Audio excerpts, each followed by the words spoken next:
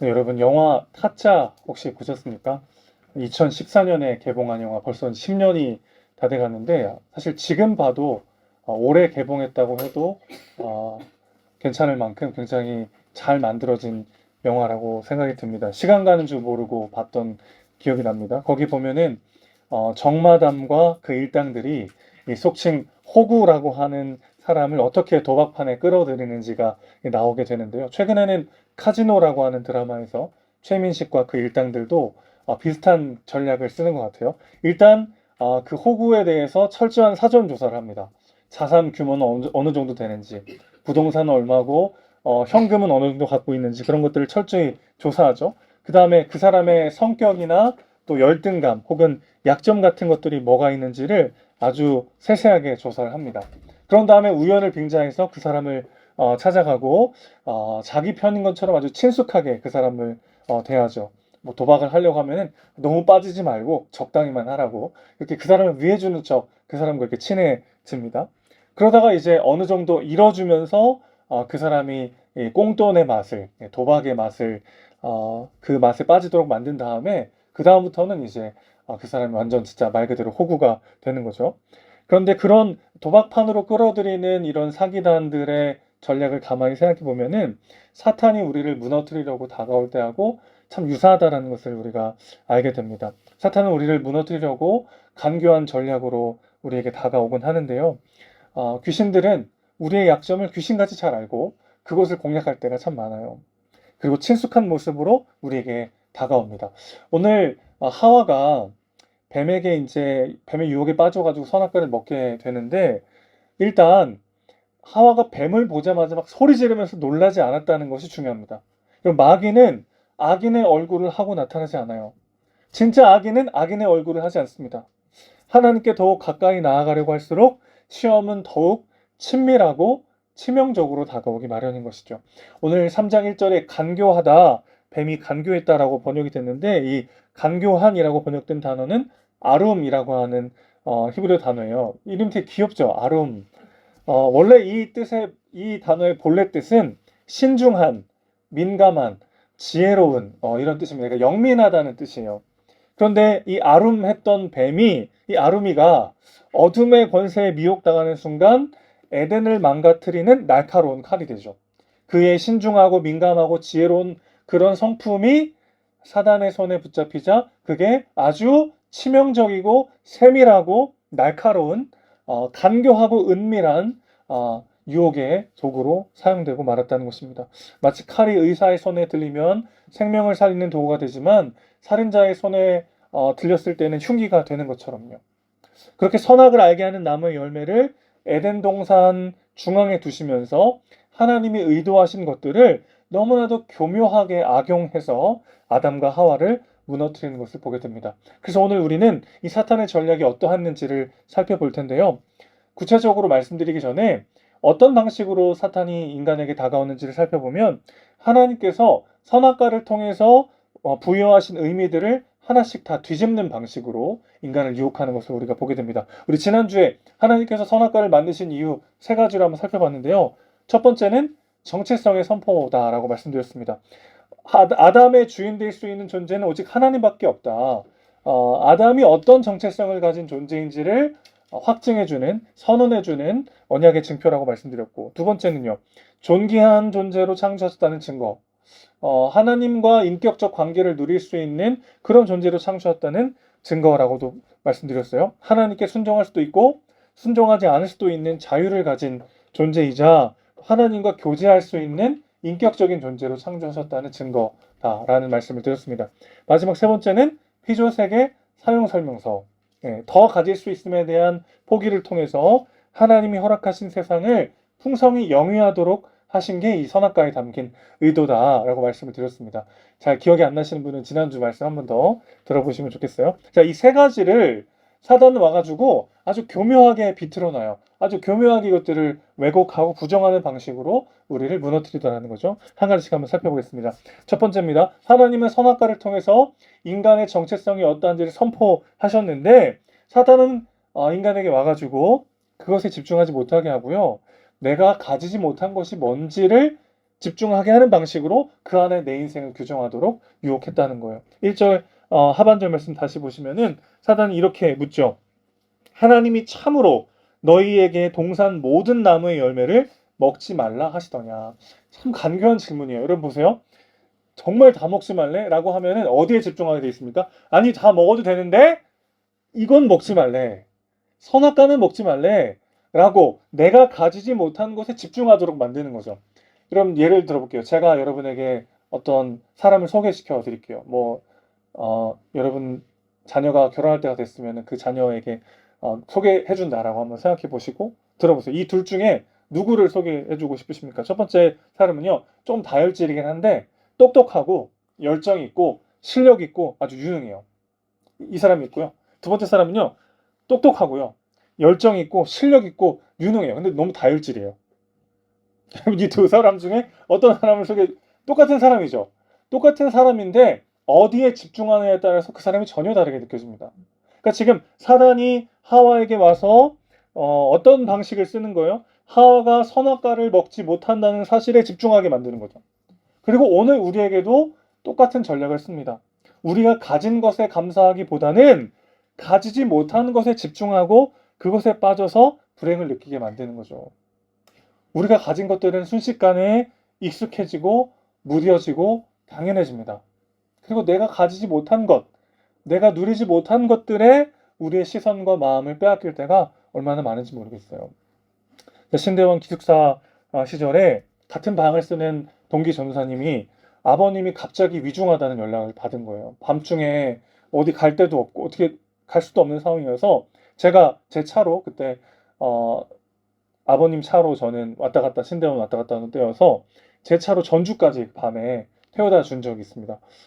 그래서 저는 전주 근처에 세종에 저희 본가가 있었기 때문에 세종에서 하룻밤 자고 이제 왔는데 그날이 이제 금요일이기도 해서 제가 가는 길은 아니죠. 전주까지 내려갔다가 이제 떨궈주고 세종까지 올라왔어요.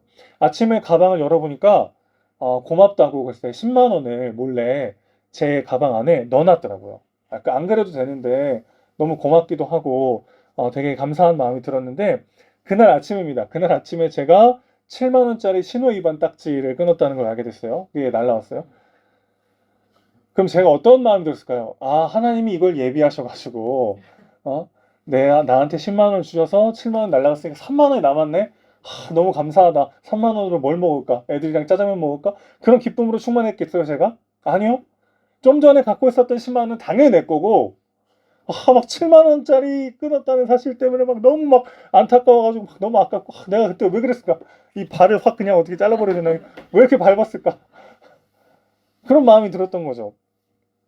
내가 가지고 있는 것은 너무 당연하게 내 것이 되고 내가 가지지 못한 것들에 집중해서 마치 그것이 내 인생을 규정하듯 마치 그 안에서 진짜 내 존재를 발견하듯 사단은 끊임없이 우리를 유혹한다는 것입니다.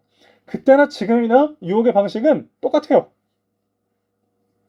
우리 좀 전에 찬양했지만요. 우리 임내성으로 늘 찬양하지만 내가 누려왔던 모든 것들이 내가 지나왔던 모든 시간이 내가 걸어왔던 모든 순간이 당연한 것 아니라 은혜였어. 이 고백이 우리 삶에 계속 터져 나오시기를 주님의 이름으로 축원합니다. 저는 가끔 피곤할 때나 힘들 때나 뭔가 마음이 요동칠 때 꺼내보는 사진이 있어요. 우리 그 행정적 설립 예배 드리고서 앞에서 같이 사진 찍었을 때 있잖아요. 그 비전홀 앞에 이렇게 쭉 그 사진이 핸드폰에 아직도 있는데 힘들 때마다 이렇게 종종 봅니다. 우리가 함께 누리고 있는 이 모든 시간이 당연한 게 아니고 그때 막 누가 오실까? 교회가 제대로 시작은 할 수 있을까? 그렇게 막 하나님 앞에 간절하게 기도하던 그때 생각해보면 지금 우리가 함께 앉아있는 이 모든 순간이 사실 기적이죠. 우리가 함께하고 있다는 것, 이곳에서 함께한다는 것, 앞으로 가야 될 모든 시간들, 모든 순간들, 모든 것들이 사실은 하나도 당연한 것이 없고 하나하나가 기적적인 하나님의 은혜고 사랑이죠. 오늘 내가 가지고 있는 것들, 내가 누리고 있는 것들, 내가 지나왔던 모든 순간, 그 한순간 한순간이 하나님의 은혜임을 기억하는 우리 모두가 되길 주님의 이름으로 축원합니다. 두 번째 전략이에요. 하나님은 선악과를 통해서 인간이 얼마나 존귀한 자인지를 보여주시는 증거로 삼아 주셨습니다. 그런데 그만큼 하나님이 인간을 너무나도 존귀하게 여기시고 너무나도 사랑하시는 거죠. 근데 뱀은 끊임없이 우리 안에 와서 그 하나님의 사랑을 의심하게 해요. 하나님 너 진짜 사랑하는 거 맞아? 아니 정말 그래? 계속해서 그 하나님의 그 무한하고 절대적인 사랑을 신뢰하지 못하고 의심하도록 만드는 거죠. 자, 하와에게 하와에게 선악과를 먹이기 위해서 뱀이 어떻게 말합니까? 선악과를 먹어도 죽지 않을 거야라고 한 다음에 왜 그 이유에 대해서 뭐라고 말해요? 하나님이 선악과를 먹지 못하게 하신 이유는 너희 눈이 밝아져가지고 하나님처럼 되는 걸 원치 않기 때문이야 라고 이야기합니다. 마치 하나님이 이 자리는 나만 차지해야 되고 나 같은 존재는 온 우주에 하나밖에 없어야 되고 너희들은 좀 못난 존재로 살아야 돼. 마치 그렇게 하나님께서 인간을 시기하셔서 그것들을 먹지 못하게 하신 것처럼 하와를 속이고 있는 거죠. 자, 하나님같이 될 거야. 너희가 이걸 먹는 날에는 너희도 하나님처럼 될 거야 라고 하는 이 말에는 두 가지 거짓이 담겨 있어요. 첫 번째는 아담과 하와에게 지금 하나님과 같은 존재가 아니라고 말하는 거죠. 자, 이걸 먹으면 하나님처럼 될 거야 라는 거는 너는 하나님과 같은 존재가 아니야 라고 말하는 건데 사실은 하나님은 유일한 하나님의 형상으로서 하나님을 대리하여 이 세상을 통치하는 하나님과 같은 존재로 인간을 창조하셨습니다. 그런데 그것을 새카맣게 잊어버리게 만드는 거죠. 그런 존귀한 존재로 창조하신 하나님의 사랑을 의심하게 만드는 겁니다. 먹어야 하나님처럼 될 수 있다는 말의 전제는 뭐예요? 지금 하나님과 같은 존재가 아니라는 뜻인데 하나님은 그렇게 창조하지 않았단 말이죠. 선악과 하나 말고는 이 온 피조 세계에서 아담과 하와를 건드릴 수 있는 존재는 아무도 없어요. 하나님을 대신하여 하나님과 같은 존재로 하나님의 형상으로 이 세상을 다스리도록 인간을 창조하셨는데 그 하나님의 놀라운 사랑과 부르심을 자꾸만 의심하게 만드는 거죠. 또 한 가지 거짓은 이것입니다. 너도 하나님처럼 될 수 있다는 거예요. 네가 가지지 못한 거 있잖아. 그것마저 네가 가지면 하나님처럼 될 수 있어. 이렇게 속이는 거죠. 하나님이 너희가 그렇게 되는 것을 시기하셔서 못 먹게 하신 거야 라는 마음과 함께 하나님의 사랑을 의심하도록 만들고 그 은혜와 사랑으로 무조건적으로 거저받는 은혜와 사랑으로 사는 삶이 아니라 내가 더 많은 것들을 소유하고 이루고 성취하고 노력해서 하나님처럼 될 수 있다고 아담과 하와를 속이고 있는 것이죠. 이것은 아담과 하와를 창조하시고 부르신 하나님의 원뜻과는 전혀 다른 길이죠. 아담과 하와가 그런 존재가 되기 위해서 노력하고 몸부림친 게 아무것도 없을 때 하나님이 그들을 그런 존재로 창조하시고 부르셨습니다. 존재 자체로 너무나도 귀하고 아름다운 하나님의 사람으로 만드시고 그렇게 여기시고 사랑하셨어요. 무조건적으로요. 근데 우리 자꾸만 조건을 들이대요. 이 정도는 갖춰야 사랑받지 않을까? 이 정도는 이뤄야 그래도 내 인생이 괜찮은 거 아닐까? 그렇게 나 스스로 하나님 되려 할 때가 얼마나 많이 있습니까? 결정적으로 하와가 무너진 이유는 무엇이었어요? 그의 귀 속에, 그의 마음 속에 하나님의 말씀이 희미해지기 시작했습니다. 하와가 뭐라고 대답합니까? 하나님이 정말 먹지 말라고 했어? 그랬더니 뭐라고 대답해요? 먹지도 말고 만지지도 말라고 했다. 이런 말은 없었어요. 그렇죠? 하나님이 그냥 먹지 말라고 하셨지 만지지도 말라고는 말씀하신 적 없어요. 벌써 하나님의 그 사랑에 대한 의심이 싹트기 시작한 거죠. 하나님은 정령 죽을 것이라고 하셨지만 하와는 죽을지도 모른다라고 이야기합니다. 지금 어떤 일이 벌어지고 있는 거예요? 하와의 마음속에 하나님의 말씀이 점점 희미해지고 있죠. 하나님의 말씀이 점점 희미해지자 내 욕망의 말들이 불러일으켜 더 강하게 하와의 마음을 사로잡기 시작했습니다. 그래서 사실 뱀이 유혹해서 하와가 넘어갔다기보다는 하와의 욕망이 사탄의 말에 귀를 기울인 거죠. 하와의 욕망이 사탄의 논리를 꽉 붙잡은 거죠. 하나님의 말씀이 희미해질 때가 우리 삶의 가장 큰 위기라는 것을 우리는 이 장면에서도 보게 됩니다. 말씀이 들리지 않고 하나님의 말씀이 희미해져 갈 때 우리는 그냥 말씀의 진공 상태에서 하는 게 아니라 내 마음의 욕심과 욕망을 따라 살고요. 세상의 가치와 기준과 사람의 말에 이리저리 흔들릴 수밖에 없는 것이죠. 그렇기 때문에 우리는 하나님의 말씀에 순종하여 살거나 내 안의 욕망이나 세상의 말에 귀 기울여 살아가게 되어 있다는 것입니다. 여러분, 모든 인간은 혼자서 살 수 없죠. 우리 모두는 누군가가 내 이름을 불러주어야만 살 수 있는 존재입니다. 모든 인간은 내 존재 밖에 누군가로부터 내가 얼마나 존귀하고 가치 있는 인생인지를 알아줘야만 살 수 있는 인생들이에요. 김윤나님의 말그릇이라는 책이 있습니다. 거기에 이런 구절이 있어요. 사람은 누구나 인정과 공감을 갈망한다. 성공과 욕망을 쫓다가도 결국에는 쉴 수 있는 품을 그리워하게 마련이다. 사람의 마음이란 목표를 달성하지 못했을 때도 비난 대신 그동안의 노력을 알아주길 바라고, 실수했을 때에도 다시 용기를 낼 수 있도록 기다려주기를 바라고, 어려운 도전 앞에서 나의 능력을 의심하기보다 가능성을 믿고 응원해 주기를 바란다. 여러분 공감하시죠? 뭔가 열심히 달려가다가도 그냥 내가 뭔가를 목표를 이루지 못하고 무언가 성공하지 못해도 그간의 내 노력과 열심을 알아주고 이름 불러주고 사랑해줄 대상을 우리 모두가 다 필요로 하죠. 왜 그럴까요? 왜 우리는 인정과 공감, 위로와 응원을 원할까요? 원래 우리가 우리 밖에 전능한 존재로부터 그 절대적인 사랑과 지지를 받아 주어진 삶을 살아내도록 창조된 존재이기 때문이죠. 죄는 이제 하나님으로부터 그런 메시지를 듣기를 거부하고 다른 것들로부터 그것들을 들으려는 시도, 여기서부터 죄는 시작됐다고 볼 수 있겠습니다. 하나님의 사랑이 의심될 때가 있어요. 정말 하나님 살아계신 거 맞나? 정말 하나님이 날 사랑하시는 거 맞을까? 그런 의심이 들 때 오늘도 사랑하는 아들아, 사랑하는 딸아, 너는 내 것이라 말씀하시는 하나님의 말씀에 귀를 기울이며 담대히 마귀 유혹을 물리치는 우리 모두가 되길 축복합니다. 마지막 세 번째 전략이에요.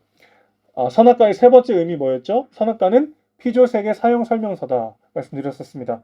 그런데 사단은 어떻게 하도록 만드냐면은 내 눈에 보기 좋은 대로 행하도록 내버려 둡니다. 자, 여러분, 세 번째 전략은 딱히 사단이 뭐가 한 것이 없다라는 게 중요합니다. 자, 가지지 못하는 것에 집중하게 만들었어요. 그 첫 번째 전략이죠. 두 번째는 하나님의 사랑을 신뢰하지 못하도록 만들었습니다. 그 다음에 사탄이 한 일은 뭐예요? 그냥 내버려 둔 거예요. 그냥 원하는 대로 하도록 내버려 뒀습니다. 헛된 것에 목마르게 만들고 하나님과의 관계로부터 공급되는 은혜를 끊어버리면 인간은 가만히 내버려 두어도 스스로 만들어낸 지옥에서 스스로를 불태운 존재죠. 여러분 상추보다 고기에 영양분이 훨씬 더 많이 들어있잖아요. 그렇기 때문에 상추 한 장이 썩었을 때보다 고기 한 덩어리가 썩었을 때 훨씬 더 악취가 심하게 납니다. 가장 존귀하고 아름답게 창조된 인간은 가장 비참하고 추악하게 망가질 수 있는 것이죠. 우리의 열심과 경험, 우리의 재능과 실력이 하나님 보시기에 좋은 대로 사용되지 않고 내가 보기 좋은 대로 사용될 때 사단이 직접 나설 필요가 없어지는 거죠. 가만히 냅둬도 그저 우리가 우리의 삶을 스스로 망가뜨리더라는 것입니다. 우리가 늘 깨어 기도하고 겸손히 하나님 앞에 엎드려야 하는 이유가 바로 여기에 있습니다. 하나님 내 삶을 주님께서 보시기에 아름다운 삶으로 인도해 주십시오. 그런 기도가 우리에게 늘 필요한 것이죠.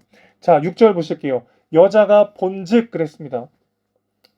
봤더니 먹음직도 하고 보암직도 하고 지혜롭게 할 만큼 탐스럽기도 한 열매였대요. 그래서 자기도 먹고 남편에게도 줬다고 합니다. 여러분 언제 죄가 시작됐을까요? 1번 선악과를 만졌을 때, 2번 선악과를 땄을 때, 3번 선악과 한 입 깨물었을 때, 4번 씹었을 때, 5번 목으로 넘겼을 때, 6번 선악과를 봤을 때.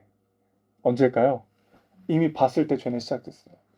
자기 관점으로, 자기 생각으로, 자기만의 판단으로 그 선악과를 바라봤을 때 죄는 그때 시작된 거죠. 내 눈에 보기 좋은 대로 판단하고 해석할 때 소돔과 고모라도 에덴 동산처럼 보일 수가 있는 것이죠. 그래서 6절 하반절 보세요. 여자가 보니까 선악을 알게 하는 나무는 어떠했다고 합니까? 먹은직도 하고 보암직도 하고 지혜롭게 할 만큼 탐스러웠답니다. 여기에 모든 인간들의 자기 존재를 규정하는 방식이 들어있어요. 먹음직한 거요.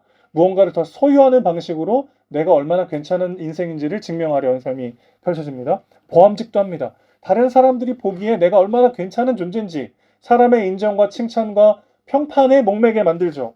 지혜롭게 할 만큼 탐스러워요. 나만의 성취와 성공의 길로 나아가는 것이 진짜 내 삶을 구원할 것 같은 유혹에 빠지게 되는 거죠. 그러니까 소유와 인정과 성취라고 하는 이 세 가지가 너무나도 교묘하고 달콤하게 우리를 하나님 말고 나 스스로의 인생을 세울 수 있다고 속이곤 하는 것이죠. 하나님은 인간이 하나님께서 창조하신 세상을 하나님의 형상으로 존귀한 하나님의 대리자로 영위하기 원하셨습니다. 그러나 인간은 어때요? 그런 부르심의 목적과 존재의 의미를 거절하고 자기 눈에 보기 좋은 대로 그 의미를 부여하기 시작했어요. 그리고 그 기준은 이 세 가지입니다. 내가 가진 것이 곧 나야. 내가 듣는 평가가 곧 나야. 내가 하고 있는 일이 곧 나야. 내가 누리는 것들이 얼마나 큰 은혜인지를 기억하는 것이 중요하죠. 지금 이 시간에도 우리를 너무나도 존귀하게 여기시는 하나님의 사랑을 신뢰하는 것이 너무나도 중요합니다. 그러나 그것에서 우리를 찾지 않고 내가 가진 것, 다른 사람의 시선과 평가, 그리고 내가 이뤄낸 무언가, 이 안에서 나의 존재를 찾을 때가 얼마나 많은지 모르겠어요. 그래서 내가 가지지 못한 것보다 가진 것에 집중하여 그것의 은혜를 감사하고 또 그 은혜를 주신 하나님의 사랑을 신뢰하면서 감격하는 삶이 때로는 너무나도 힘이 들 때가 있습니다. 그것보다는 당장 눈앞의 소유와 인정과 성취가 내 마음을 훨씬 더 든든하고 평안하게 만들 때가 있어요. 수고하고 무거운 짐진 자들아 다 내게로 오라 내가 너희를 쉬게 하리라 하셨지만 진짜 쉼은 통장에 월급이 들어올 때 누군가의 칭찬과 인정을 받을 때 내가 하고 있던 일에서 뭔가 엄청난 성과와 성취를 올렸을 때 그 안에 평안과 기쁨을 누릴 때가 얼마나 더 많은지 모르겠어요. 그래서 우리의 힘으로 그 소유와 인정과 성취라고 하는 이 먹음직도 하고 보암직도 하고 지혜롭게 할 만큼 이 탐스러운 열매를 우리 스스로 끊어낼 수 없기 때문에 주님께서 이 땅에 오셔서 아담과 똑같은 시험을 받으십니다. 예수님께서 세례 요한에게 세례를 받으시고 공생애를 시작하시기 전에 40일간 금식하시죠. 그리고 나서 공생애를 시작하자마자 마귀에게 시험 받으십니다. 왜 예수님께서 공생애를 시작하자마자 마귀에게 시험 받으셔야 했죠? 아담이 실패했고 그래서 우리 모두가 그 죄 아래 있어서 실패할 수밖에 없었던 그 유혹, 그 시험을 예수님께서 온전히 이기시고 승리하셔서 우리에게 새 길을 열기 원하셨던 거죠. 사단이 예수님께 이렇게 묻습니다. 네가 하나님 아들이라면 이 돌을 떡으로 만들어 먹어라. 먹음직한 유혹으로 먼저 예수님께 던지는 거죠. 이 유혹은 두 가지로 해석할 수 있어요. 네가 하나님의 자녀라면 증명해봐. 이 정도는 가져야 되는 거 아니야? 네가 정말 하나님의 자녀라면 이 정도는 네가 가지고 누려야지. 그런 유혹일 수 있고요. 반대로 하나님의 자녀가 왜 고난받아? 이 정도도 못 누리면서 무슨 교회야? 그런 시험이죠. 아니 이것도 없으면서 넌 이것도 못 이루고 이것도 없으면서 무슨 기도하고 무슨 교사하고 무슨 어디 교회 무슨 소리야 그게? 내가 가지고 있는 것으로 나를 해석하도록 만드는 시험이었어요. 돌을 떡으로 만들어 먹으라고 하는 시험은 그래서 시험이었던 거죠. 그 사안 자체는 별거 아니잖아요. 예수님 숱하게 기적으로 먹거리를 해결하셨던 분입니다. 그렇죠? 오병이어의 기적도 기억하시잖아요. 그렇죠? 숱한 기적으로 먹거리를 해소하셨던 그분께서 돌로 떡을 만들어 먹으라고 하는 그 제안은 거절하십니다. 왜죠? 바로 이 시험을 해결하시기 위해서요. 더 많은 소유가 내 인생을 결정하는 게 아니라 사람이 떡으로만 사는 것이 아니라 하나님의 말씀으로 사는 것이다 선포하십니다. 두 번째 유혹은 이거였어요. 높은 성전 꼭대기에 올라가게 한 다음에 성전에서 뛰어내려라. 천사가 너의 발을 받쳐줄 거다. 여러분 성전은요. 이스라엘의 정치, 문화, 종교의 중심지입니다. 그곳에서 뛰어내렸는데 아무렇지도 않다? 그러면 모두가 예수를 메시아로 인정할 수밖에 없는 상황이에요. 모든 사람들의 박수와 인정과 명성을 얻을 수 있는 탁월한 방법이죠. 그러나 예수님은 그것을 거절하십니다. 그렇게 한 번에 모두에게 메시아로 인정받고 사랑받고 박수받고 명성을 얻는 길을 거절하시고 그분은 십자가의 길을 걸어가신 거죠. 하나님이 정하신 그 고난의 길을 예수님은 걸어가십니다. 마지막 세 번째 유혹은 뭐였어요? 산 꼭대기에 높은 곳에 올라가서 내게 절하면 온 천하를 주겠다고 이야기합니다. 온 천하를 이룰 수 있는 나만의 그 성공과 성취요. 그 탐스러운 열매를 예수님은 거절하시죠. 가장 탁월한 자가 될 수 있는 탐스러운 유혹을 예수님은 거절하십니다. 자, 그러니까 예수님은 지금 세 가지 유혹을 당하셨는데 이 세 가지 유혹이 어떤 유혹이에요? 더 많은 소유를 위한 유혹이었어요. 먹음직도 한 유혹, 또 사람들의 인정과 박수를 받는 보암직도 한 열매에 대한 유혹을 거절하십니다. 마지막 지혜롭게 할 만큼 탐스러운 내 삶을 정말 마음에 들 정도로 너무나도 아름답게 성공하고 성취하고 싶은 그 유혹을 거절하시죠. 먹음직도 하고 보암직도 하고 지혜롭게 할 만큼 탐스럽기도 한 유혹들을 모두 하나님의 말씀으로 그 모든 시험을 주님께서 이겨내십니다. 그렇게 주님께서 마귀의 머리를 깨시고 승리하시죠. 그리고 그분의 승리가 곧 우리의 승리가 되게 하셨습니다. 여러분 이게 무슨 의미일까요?